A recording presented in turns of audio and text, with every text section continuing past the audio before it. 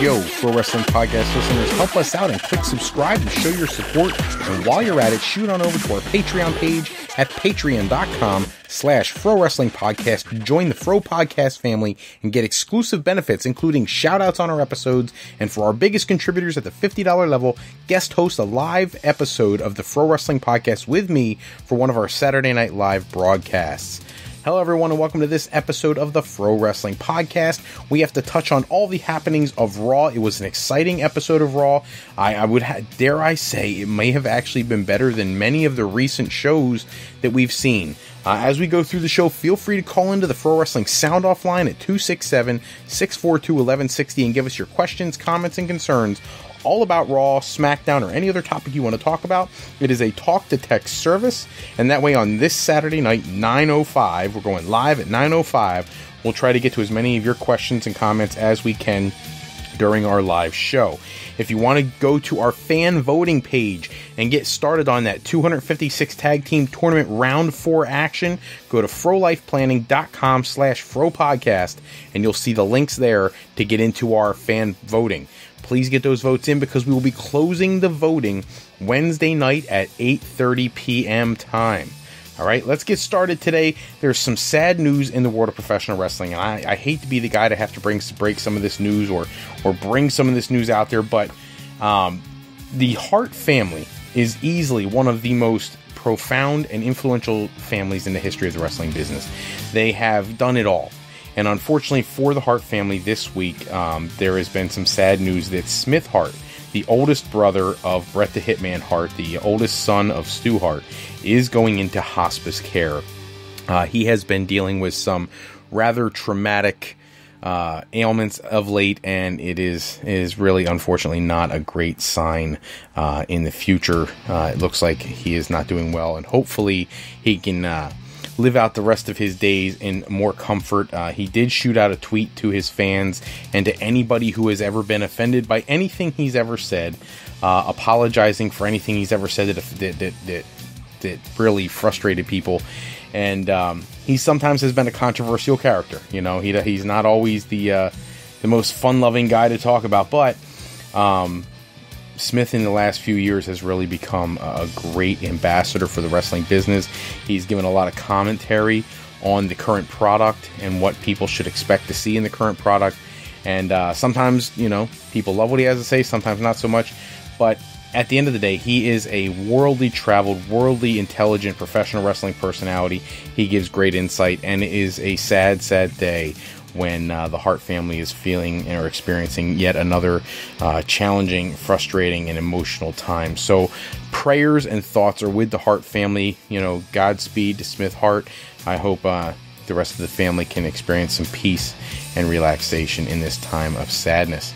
I want to get to the events of Raw and of SmackDown. We'll cover them both tonight. We're going to start off with Raw. The show kicked off pretty well. Roman Reigns and Bray Wyatt. Bray Wyatt has an in-ring segment. Roman Reigns comes out and interrupts him. Leads to the kickoff match of the show. Relatively good match. I mean, to be perfectly honest with you, we've seen Reigns and Wyatt in the ring together going all the way back to the Shield versus the Wyatt family days. We've seen them feud before. It kind of has one of those, you know, we've been there, done that feels to it. But it's different. It's a little different because they really did put on a great show. It's not something I want to see again and again and again, obviously. I'm done with Roman Reigns versus Bray Wyatt, but this was a great way to make Roman Reigns look really strong. And I think part of the reason they're doing that and having him defeat Bray Wyatt clean in the middle of the ring is because I believe very strongly that Braun Strowman is about to return. I could see something where they would probably do something with Braun Strowman and Roman Reigns at Great Balls of Fire to end that feud, so to speak, and then set Braun Strowman up for his run at SummerSlam. That's why I also do not expect Samoa Joe to win that match at at Great Balls of Fire. So that is the way they start off Raw. We go to a segment, Elias Sampson, and I'm going to let you guys know right up front, I'm not going to cover every backstage segment anymore because I've been getting feedback from you guys, and I can't tell you how much I appreciate getting your feedback. And what some people have told me is they can't stand the backstage segments any more than I can. And so I'm going to breeze over those because anybody who watches the shows, I know if you're tuning into this podcast, you probably watch Raw and SmackDown anyways. So we don't need to rehash that. I will react to what the actual action at the ring is. And Elias Sampson's out. He's busting out another one of his songs, making fun of the crowd. I actually love his character. I think he's finding a way to get genuine heat, which is hard to do nowadays with wrestling being so overexposed like it is. He ends up getting beat down by Dean Ambrose, who's out there looking for The Miz, which leads to Kurt Angle sending him home for the night. That's a storyline that'll play out throughout the rest of the evening. We'll have to see how that turns out. Samoa Joe is out. He's cutting a promo talking about how he's ready for Brock Lesnar. He's not afraid of Brock Lesnar, what he's going to do. He's interrupted by Paul Heyman, who's doing his typical advocate storyline.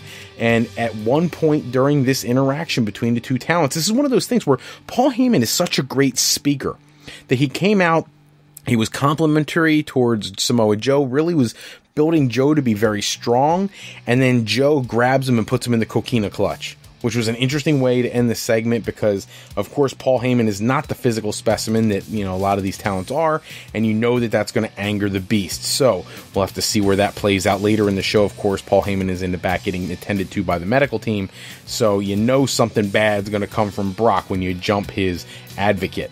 Sheamus and Cesaro out in what is I consider to be a completely pointless match. They destroy Heath Slater and Rhino in about 5 minutes.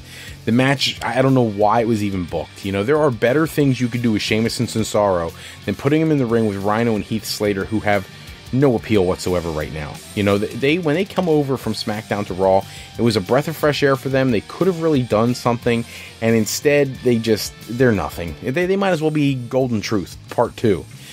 Which is another theme that runs throughout the evening when they have these vignettes with Gold Dust and R-Truth mixed in all throughout the card. I'm not going to address any of them.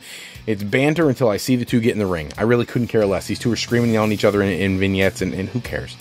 TJP defeats Mustafa Ali on the instructions of Neville. This is to garner him an opportunity at the Cruiserweight Championship. After the match, he wins. Neville's kind of wavering on he can't get in touch with Kurt Angle to set up the match, and TJP says, well, he wants to go talk to Angle with Neville. Neville ends up jumping him, taking him out, and lets him know that he'll get his opportunity on 205 Live. It's interesting because I don't feel like TJP is going babyface here, and I think it would be way too soon to flip him back to being a babyface, but Neville is clearly still a heel. So is this a heel-on-heel thing?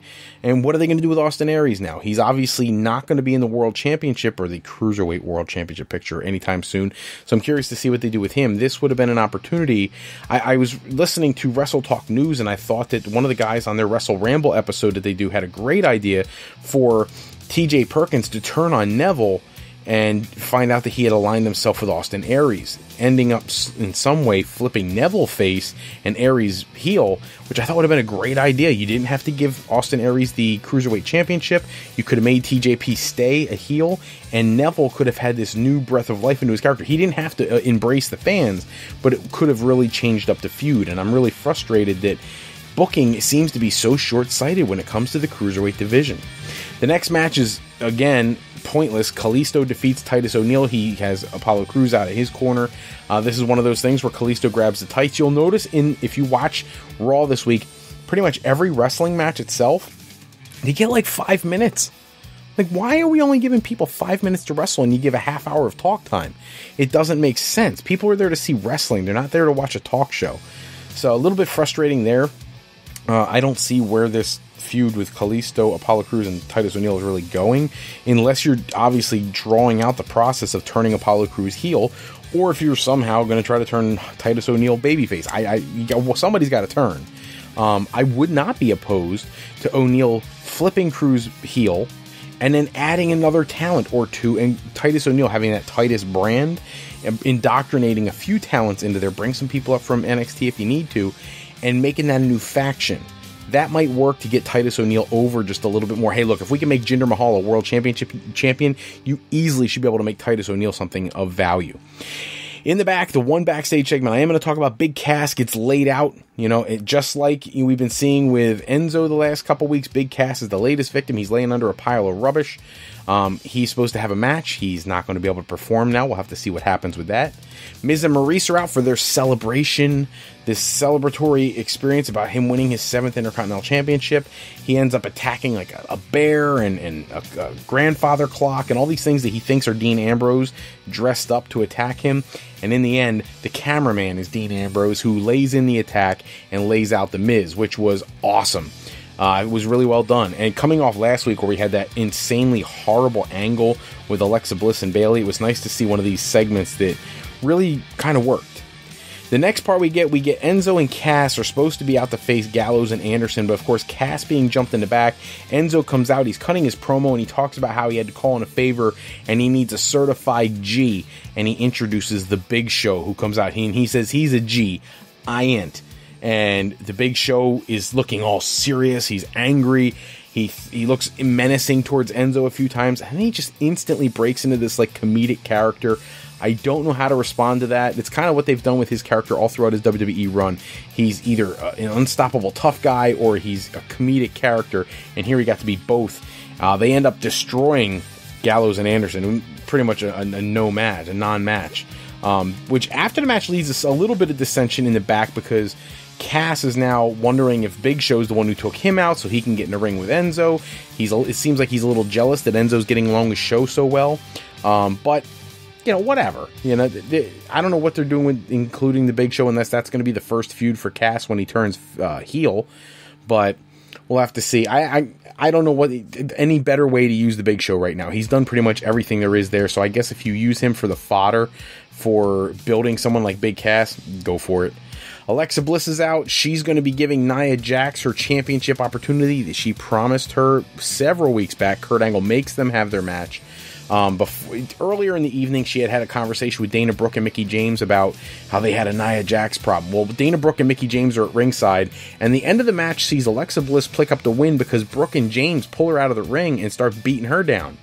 And this, of course, angers Nia Jax, who lays out Dana Brooke and Mickie James, but it saves the championship for Alexa Bliss. So, do you book a rematch with Jax and Bliss because she didn't get a fair match? Do you put a handicap match with Mickie James and Dana Brooke against Nia Jax and find somebody new for Alexa Bliss to feud with? There's a lot of different ways you can go here. And of course, there was an absence of Bayley on television. I think that may be a good thing. Keep her off TV for a couple weeks. Let her come back. Let her, kind of wallow in her sorrow and pity. And when she comes back, just have her go nuts. Like, have her tear somebody apart. Because otherwise her character is just getting trampled. Paul Heyman's in the back. He's got his cell phone out. You can see the caller ID. Brock is calling, and he is telling Brock Lesnar that next week he needs to be at Raw. So we can look forward to seeing that when Brock returns next Monday night to confront Samoa Joe. And in the main event, Samoa Joe, speaking of, he faces Seth Rollins, and the match was fantastic. At the end of the match, though, as Seth Rollins goes up to the turnbuckle to hit a finishing maneuver, the Bray Wyatt entrance starts to hit, and it distracts Seth Rollins quite a bit, leading to the opportunity for Samoa Joe to lock in the coquina clutch and put Seth Rollins away. So Raw was actually a pretty good show this week. The only frustration I have is the matches themselves got very little time, but the storylines were pretty solid. The booking was relatively solid. There was no Hardys. There was no Bayley. There was a few people missing from the show, but I think that's okay. The word on Twitter from Matt Hardy's feed is that Rebby is due to have their second child any day now, and he's at home with her, trying to take care of her. So all the well wishes to the Hardy family. We hope that she comes through that with flying colors, with a beautiful, healthy young one on the way. And hopefully we'll see the Hardys back in the ring shortly. We anticipate they may be splitting that team up and going their separate ways, but we'll have to wait and see. We're going to flip over to the SmackDown side of things, where they kick off with the 6 SmackDown women getting out there and just tearing each other apart ahead of Money in the Bank. They have to do something to build some drama here. Lana makes her debut and comes out and interjects herself, leading to the heels picking up the win. Lana's been long overdue. She's been doing nothing the whole time Rusev's been out. Now she's finally getting involved in something. She wants in on the Money in the Bank. I say let her in. And if we're lucky, maybe she'll take a chair shot to the face or something like that, so she could disappear for a while. Because let's face it, her in-ring skill is limited at best, and these are some of the best women wrestlers in the world. She will bring the quality of this match down. If you've seen her work in NXT, the few spot appearances she's gotten to do, she's not a great talent. She's not. I'm not saying she doesn't have a future. She does. But she's got to have a lot more time to get better. She's so green. So hopefully she does not get pushed the way WWE is notorious for pushing some of their female talents that they really want to get into prime positions. The first real match of the night, after the women go out and do their thing, because the women have a 6-man match, but let's face it, it's just a way to introduce Lana to the brand. AJ Styles comes out and gets his rematch with Dolph Ziggler. I love the chemistry with these two. AJ Styles and Dolph Ziggler, two of the hardest working people in the business today. They can hit all the high spots. They can tell a story. And I used to hear people talk about Shawn Michaels, the way he was like a Rembrandt painting the picture in the ring. That's what you get from these two. They really can do so much together. I'm glad that these two have finally gotten a chance to get in the ring together. Despite the fact that they're both, later in their careers, better late than never, they still can both go with anyone, and this is just poetry in motion. AJ Styles picks up the win. He gets a little bit of revenge on Dolph for last week. Of course, you expect a rubber match at Money in the Bank or next week on SmackDown, something of that nature. These two obviously have to get in the ring one more time. Jinder Mahal defeats Mojo Rawley. You can only describe this as a squash match. And I have a problem when your world champion is facing someone like Mojo Rawley, who hasn't been on TV in so long.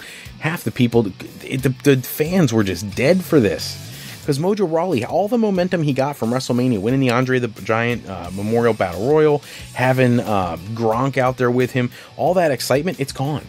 They've wasted all that momentum they gave him, and it's gone. So nobody cares about Mojo Rawley, and a lot of people are not on board with Jinder Mahal yet. So this was weird. And if the world champion really is as prestigious as they always want to make this guy out to be, move the match to later in the card and give Mojo Rawley more than 30 seconds to be in the ring on offense. The New Day make their in-ring debut on SmackDown. They defeat the Colognes. Solid New Day match. You had to get them out there and beat somebody to make it legitimate why they're getting a tag team championship match at the pay-per-view. I hope as we get to the show that we get to see more and more opportunities. They should have them beat every single team on the roster. They should do like one of those beat the clock challenge or something, or do like some kind of tiered match where they face every tag team on the roster just so they can beat them all to justify why they get a tag title shot. And that way, if they beat the Usos, great. If they don't, it's still a legit match. But they got to do something to make it look legitimate why the New Day are in the position they're in. Of course, the Usos came out and there was some jaw jabbing back and forth, but it'll be interesting to see this match at the pay-per-view. I'm actually looking forward to a tag team match for the first time in a very long time. Baron Corbin attacks Sami Zayn once again in the back. Sami Zayn's getting ready to go on commentary, and he gets jumped by Baron Corbin. You had to see that coming right before the main event, which the main event this week is one that should be headlining a pay-per-view. Shinsuke Nakamura defeats Kevin Owens on SmackDown in the main event. It's a great match. It is nothing but action the whole time. And, Nakamura, there's been people who really give a hard time to Nakamura because he doesn't speak so well on a microphone, but man, he delivers in the ring. He makes up for it in the ring. Now, after the match, the really cool part is Baron Corbin hits the ring and he lays out Nakamura with the end of days. And then he's posing to close of the show. So you get to build Nakamura by defeating Kevin Owens, who's trying to be like the face of the U.S., and then you get to boost Baron Corbin by him laying out Nakamura. I don't even know who they're planning on putting Nakamura against at this point, because this felt organic. That's something SmackDown does better than Raw by a long shot. They give you a real organic feel about their show, and when you watch it, it doesn't take much to indoctrinate you into their show, to bring you in and make you feel very much engaged in the storylines. I don't know why there's such a difference between Raw and SmackDown. You would think they'd be so similar because the booking would have to be so similar, but it really isn't. So we'll have to see how things progress. Do not forget to shoot over to our Patreon page, patreon.com/Fro Wrestling Podcast. Become a Patreon member, a member of the Fro Wrestling Podcast family. We would love to have you. Don't forget to shoot over to frolifeplanning.com/Fro Podcast to check out our homepage, which will have all the topics we're going to discuss in our podcast episodes. It'll have our interview series we did. It'll have all of our sponsors and etc. Check that out if you get a chance. And, as always, we want to send out our special thanks to bensound.com and purpleplanet.com for producing all of our music and sound effects for today's show. I never give them enough credit. Thank them. I always want to thank them so much for giving us such professional sounding intros and exit music. That's all the time we have for this episode. Check back with us next episode. We'll run down all the news and rumors in the world of professional wrestling. Today's podcast was sponsored in part by Beazle Games. Bringing a new friend to family game night is easy with sketchy people. Showcase your artistic side in this new game from Beazle Games by going to frolifeplanning.com/fropodcast and click on the right-hand side for the Beazle Games logo. And also to alleyrepair.com. Contact Alley Repair today for servicing of all of your classic skee-ball, pinball, and arcade game needs. Be sure to shoot over to our website at frolifeplanning.com for all your higher education needs, as Fro-Life Educational Planning is for today, for tomorrow, and for life with Fro-Life. I'm Fred Froelich, better known as Mr. Fro. I want to thank you for taking a few moments with us today, and if you're looking for more wrestling news and rumors, go to tsjsports.com/WWE or go to wwe.tsjsports.com to get the latest articles on the world of professional wrestling. Until next time, everybody, take care, have a great night, and we'll see you when we have more news and rumors to report.